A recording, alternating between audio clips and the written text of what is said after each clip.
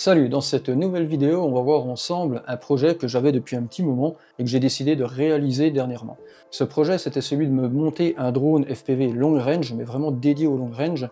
J'ai longuement hésité entre plusieurs modèles, différentes tailles, et au final, mon choix s'est porté sur un drone en 7 pouces qui est le Chimera Pro 7 V2. C'est un drone qui a une taille de 7,5 pouces et qui est plutôt bien réputé dans le domaine. Cette vidéo est la première d'une série de 4 vidéos, donc là celle-ci sera la présentation de tous les éléments pour monter le drone, la deuxième vidéo sera sur le montage du drone, la troisième les réglages dans Betafly, et la quatrième le test. Allez c'est parti, on regarde tout de suite pour les composants.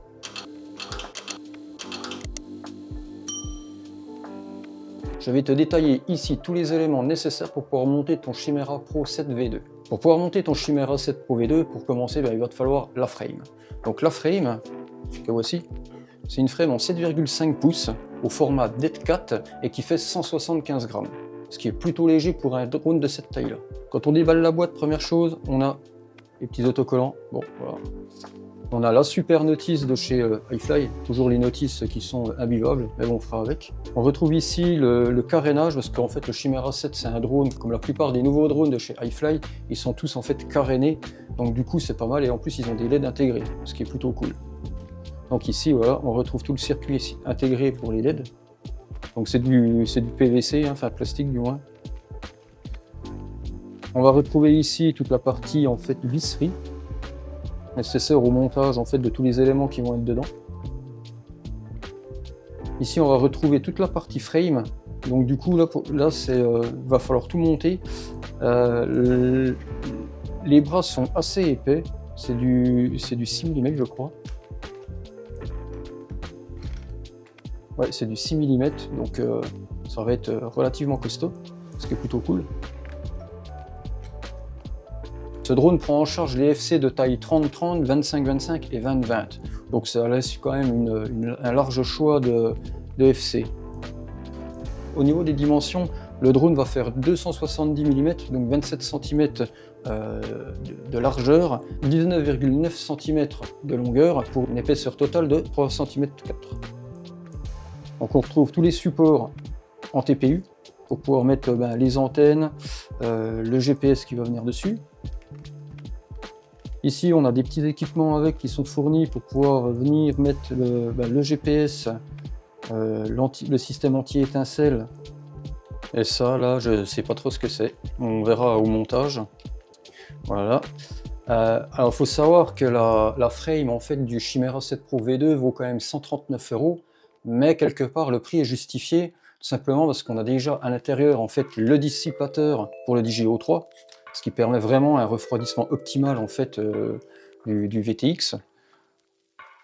On a aussi avec les pictels en fait qui te permettent de venir mettre de sortir en fait les antennes de ton DJI-O3 pour pouvoir les externaliser et mettre deux antennes totalement indépendantes. Donc ça aussi c'est pas mal, c'est déjà 5 ou 6 € je crois le pictel. Donc voilà, et on a aussi pour le dissipateur, il faut compter une dizaine d'euros. Donc ça c'est déjà tout inclus dedans et c'est plutôt cool. Ensuite on va retrouver ici dedans, dans cette boîte, le système qui permet de venir raccorder les LED en fait, qui sont à l'avant, enfin qui sont sur les côtés. Et donc du coup c'est plutôt cool. Un point aussi qui est important, il faut savoir qu'avec le Chimera 7 Pro V2, comme le Nazgul, en fait, les LED permettent de donner une indication sur l'état de sa batterie. Vert, c'est que la batterie est pleine. Orange, la batterie est moyennement, on va dire à mi-charge. Et rouge, c'est qu'il faut vraiment s'arrêter et poser. Alors, c'est juste visuel, puisque une fois qu'on est en l'air, de toute façon, on ne pourra pas le voir. On retrouve aussi les straps qui permettent de tenir la batterie. Le TPU pour la GoPro. Ici, c'est les supports pour la caméra, donc moi ce sera un DJI-O3. Et on retrouve aussi ici le TPU, les TPU pour protéger les bras. Voilà. Donc ça, c'est ce que contient la boîte du Chimera 7 Pro V2. Donc maintenant, on va passer au contrôleur de vol. Donc j'ai pris ce qui était vendu de base avec le Chimera Pro 7, avec le Chimera, c'est-à-dire un contrôleur de vol Blitz. Donc de chez iFly. C'est un contrôleur de vol Blitz F7 en version 1.2 qui va intégrer directement en fait un baromètre, un gyroscope. La puce, c'est une MCU STM32F722, donc c'est les petits modèles hein, maintenant. Ça intègre directement dedans une black box de 32 mégas, donc ce qui est plutôt cool quand on veut débugger un petit peu le drone et puis voir si on a des anomalies par exemple au niveau du comportement. Moi ça m'a été très utile sur mon 6 pouces, quand j'avais eu des vibrations en fait, j'arrivais pas à trouver d'où venait le problème. Et je me suis aperçu à la fin que j'avais mon gyroscope dans la FC KTHS. Voilà. Donc la black box c'est vraiment cool parce que ça permet vraiment de débugger. Au niveau du poids, il fait 7,5 grammes, donc c'est relativement léger. Et le système de support, c'est du 30-30, donc c'est du standard. Voilà. À l'intérieur, on va retrouver toutes les connectiques pour pouvoir raccorder l'AFC aux ESC. On a aussi le connecteur qui permet de venir se connecter sur le DigiO3 et différents petits câbles qui vont être utilisés pour d'autres choses. On a aussi un connecteur exprès justement pour la gestion des LED. On a les petits bumpers, les petits amortisseurs pour éviter, limiter au maximum les vibrations. Donc ça, c'était la FC. Maintenant, on va passer aux ESC. Donc les ESC, c'est des ESC qui sont en 55 ampères. Ils ont un burst à 65 ampères. Donc c'est vraiment quand tu mets un gros full, tu peux avoir un pic à 65. Bon ben là, ça encaissera sans problème. On retrouve des petits bumpers aussi pour limiter les vibrations. On a deux petits connecteurs, donc il y en a un, les deux servent pour connecter en fait ton ESC à ta FC directement. Un truc qui est pas mal sur ce contrôleur, enfin sur cet ESC, c'est qu'on a en fait les connexions des moteurs qui est directement en travers, ce qui fait que ça va bien prendre au niveau de la frame. On n'a pas besoin de faire de boucle avec ces câbles, on va venir directement au droit. Donc ça c'est plutôt cool. Seul petit reproche que je pourrais faire, c'est qu'on n'a pas de protection ici, comme on peut retrouver sur certains ESC. Bon après voilà, on verra ce que ça donnera. On a le filtre aussi antiparasite qui est intégré directement. Donc cet ESC prend en charge les protocoles donc des shots 150, 300, 600 et le multishot.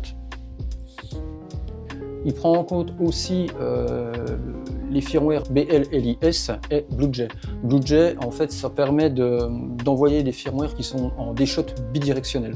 Donc c'est pas mal quand on a besoin d'être vraiment précis et d'éliminer des parasites. Quand on commande la stack, on la reçoit avec le contrôleur de vol, les ESC et un câble pour l'alimentation. Ça, je ne vais pas m'en servir puisque je vais utiliser un anti-étincelle et on verra tout à l'heure à quoi ça sert. Pour le GPS, je suis parti sur un Foxeer M10Q180. Donc 180, c'est la taille du GPS, donc ça veut dire qu'il fait 18 par 18, donc c'est relativement compact. C'est la 10e génération de GPS donc, qui arrive avec son lot de nouveautés. Donc ce GPS-là, c'est la 10e génération. Il prend en charge les protocoles u-blox et NEMA. Il intègre aussi un compas, ce qui est plutôt cool. Il pèse 7,5 grammes. Démarrage à froid, il le donne à 26 secondes et démarrage à chaud à 24 secondes. Mais en réalité, je pense plutôt qu'on va être aux alentours des 1 à 2 minutes pour le démarrage à froid. Et à chaud, ça va être quasiment moins de 10 secondes. Voilà. C'est ce que j'avais sur mon BN180. Donc on verra s'il est opti ou pas. On verra aussi s'il existe un tweak, comme j'ai pu voir pour mon BN180. Ça permettait d'optimiser en fait les réglages au niveau du GPS pour pouvoir avoir quelque chose de plus précis et plus rapide. Niveau précision, a priori, il devrait prendre un peu plus de 30 GPS, donc ce qui est plutôt cool. Quand on voit ceux sur Divi où c'est qu'on tourne aux alentours des 20-25 GPS, ça reste quand même ultra précis. Donc si on arrive à avoir ça, ça va être vraiment top. Il faut savoir que ce GPS-là va prendre 3 types de GPS différents en simultané. Donc on va retrouver le GPS, le BDS, le GLONASS et le Galileo. Donc du coup il va se connecter à 3 GPS, ce qui fait qu'on va avoir une triangulation qui va être parfaite. Et ça c'est vraiment top. C'est quelque chose qu'on n'avait pas avant sur les anciens GPS. Au niveau de la précision, on est sur du 0,05 mètres par seconde. Donc on va déjà avoir une vitesse extrêmement précise et des coordonnées GPS précises aussi du coup. Ça c'est cool. On verra ce que ça donnera à l'usage. On verra, je ferai une petite review si je trouve qu'il y a des choses à dire ou pas dessus. Maintenant parlons un peu des moteurs. Donc, sur le Chimera Pro V2, c'est des moteurs Xing, donc de chez iFly. en 2809 en 1250 kV. Donc ça va être des moteurs qui vont être assez lents et smooth. Donc c'est super bien quand on va vouloir faire des belles lignes avec le drone comme ça. Donc on verra si ça manque pas de patates quand même, parce que 1250 kV c'est relativement bas. Donc on verra. Au niveau des moteurs, hop, ils sont quand même assez costauds. On voit que ouais, c'est du gros moteur, quoi. Donc on verra aussi en termes de consommation. Normalement, ça doit consommer aux alentours des 20-26 ampères ou 30 ampères, je crois, en burst. Donc on verra en termes de consommation ce que ça va donner. L'avantage aussi d'avoir un gros moteur comme ça, c'est qu'on va pouvoir mettre des hélices beaucoup plus grosses. Là, moi j'ai pris des hélices, mais on y reviendra après, en 7 pouces et demi. Mais ouais, on verra ce que ça va donner.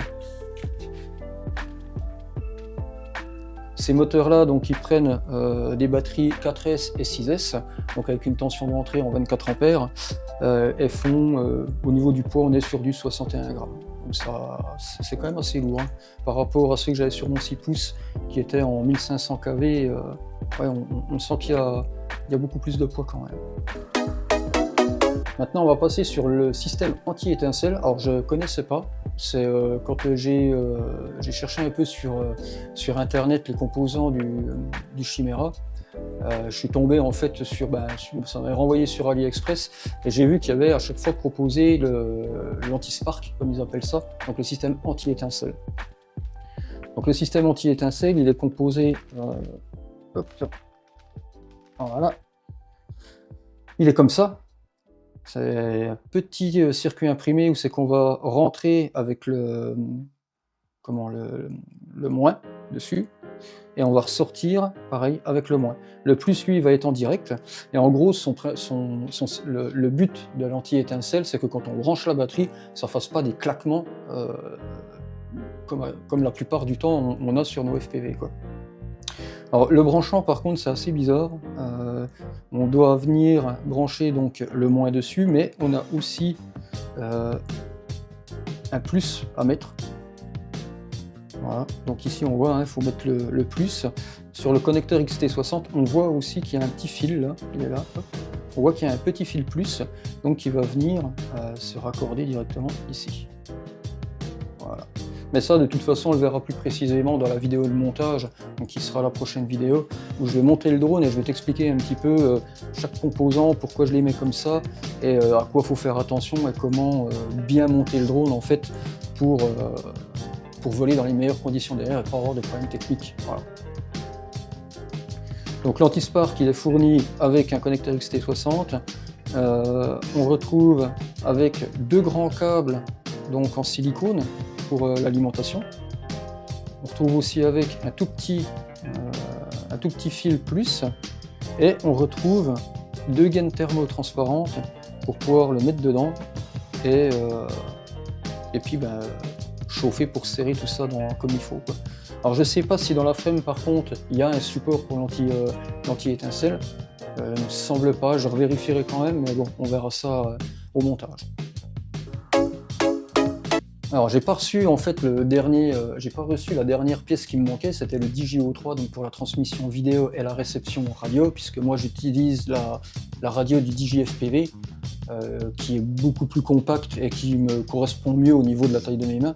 Donc du coup, je vais pas pouvoir en parler dans cette vidéo. Bon, après, il y a quand même pas mal de recul sur le sujet, donc il y a pas mal de vidéos qui circulent sur YouTube. Moi j'aime bien voler avec le DJI-3 parce que c'est un système numérique, et au niveau qualité, aujourd'hui je pense pas qu'il y ait mieux, quoi. Voilà. Du coup pour le DJI-3, sachant qu'on est obligé d'externaliser les antennes et qu'on passe sur des pictels avec une sortie en SMA, donc le SMA c'est un connecteur qui est comme ça, hein. Voilà, c'est avec une pin en fait à l'intérieur qu'on vient visser. Et du coup, je suis parti sur des antennes, des trous RC, donc en carbone. Donc j'ai pas pris les plus longues, j'ai pris, ça doit être les 12 ou 15 cm. C'est ce qui se fait de mieux en matière de transmission. Bon, vu le prix, j'espère quand même que ça va faire le job, parce qu'à 29 € l'antenne, x2, ça fait quand même 60 balles. Donc j'espère qu'elles sont à la hauteur de leur tarif, quoi. Mais a priori, j'avais regardé des reviews et tout le monde a été super content et avait des super portées, quoi. Ensuite, on va passer aux hélices. Donc les hélices, j'ai pris des hélices pour le 7 pouces et demi. Donc c'est des hélices en 7 pouces avec un pas de 3,5 et en tripale. Donc comme j'avais dit sur ma vidéo pour le choix du matériel sur les drones FPV, enfin long range du moins, donc j'ai décidé de partir sur des hélices en tripale pour avoir une meilleure portance. Alors ça consomme un petit peu plus, mais ça c'est encore pas trop gênant parce que tu vas voir après la batterie que je vais utiliser sur ce drone là.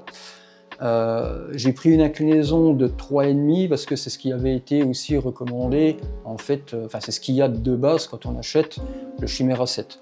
Donc du coup je suis resté vraiment sur l'identique. On verra peut-être plus tard, je changerai peut-être au niveau des inclinaisons, des choses comme ça. Mais je vais déjà rester vraiment sur du standard pour voir ce que ça donne. J'avais la même chose sur mon 6 pouces, paix à son âme puisque je l'ai vu. Et j'expliquerai d'ailleurs dans une vidéo pourquoi je ne l'ai plus. Moi je suis ici, lui il est encore à La Réunion, et je t'expliquerai pourquoi. Donc du coup, c'est des hélices qui fonctionnent, qui consomment pas trop, et du coup je vais rester sur les hélices en 3 pouces et demi. On verra, peut-être que je testerai les autres, mais bon, je verrai déjà après quelques vols ce que ça donne en termes d'autonomie et de comportement du drone en général, quoi. Voilà. On va terminer maintenant avec la batterie. Donc pour la batterie de ce drone, j'ai décidé de lâcher les LiPo en 6S. Je suis toujours en 6S, sauf que là, je suis parti sur une batterie en Lyon directement, donc une 4000 mAh, ce qui va vraiment me donner une autonomie. Donc on est toujours en 6S. Le comportement n'a rien à voir avec une batterie LiPo, donc on aura beaucoup moins de puissance quand on va mettre des gaz. Et par contre, on va vraiment gagner en autonomie et en souplesse. Voilà. Donc, je vais partir sur cette batterie-là. Si je suis vraiment convaincu, je sais qu'iFlight vend une batterie qui fait 8000 mAh. On se retrouve avec une autonomie d'à peu près 20 minutes, donc ce qui est vraiment, vraiment top quand on veut faire du long range et qu'on veut aller sur des spots qui sont un peu plus loin, quoi. J'ai regardé différentes vidéos sur cette batterie.